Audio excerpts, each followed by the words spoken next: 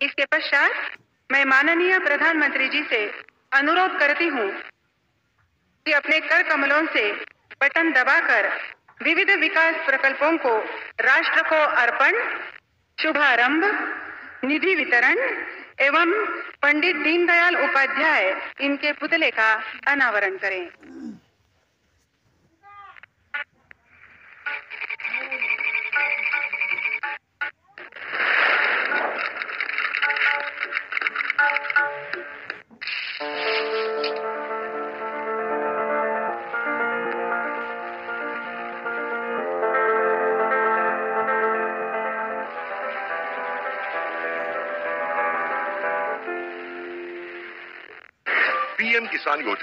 PM किसान योजना के तहत देश के किसान परिवारों को कुल 21,000 करोड़ की धनराशि की 16वीं किस्त का वितरण किया जा रहा है।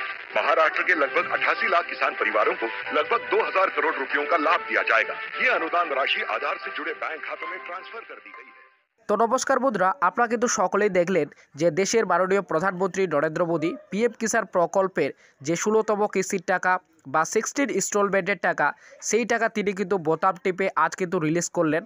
প্রায় দেশের 9 কোটি কৃষক উপভোক্তাদের পিএম কিষাণ প্রকল্পের 16তম কিস্তির টাকা দেওয়ার জন্য যে 21,000 কোটি টাকা তিনি যে বরাদ্দ করেছিলেন, তো সেই টাকা তিনি কিন্তু আজ রিলিজ করলেন। আপনারা কিন্তু সেটি সকলেই দেখলেন।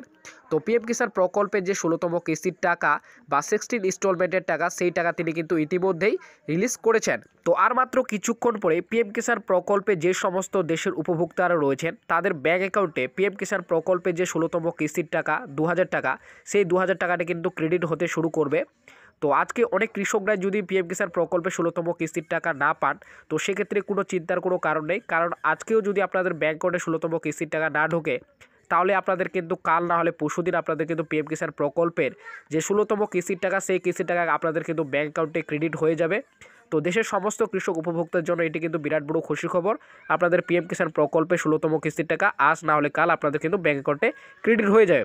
তো ইতিমধ্যেই দেশের প্রধানমন্ত্রী নরেন্দ্র মোদী পিএম কিষাণ প্রকল্পের যে 16তম কিস্তির টাকা, সেই কিস্তির টাকা তিনি কিন্তু রিলিজ করেছেন।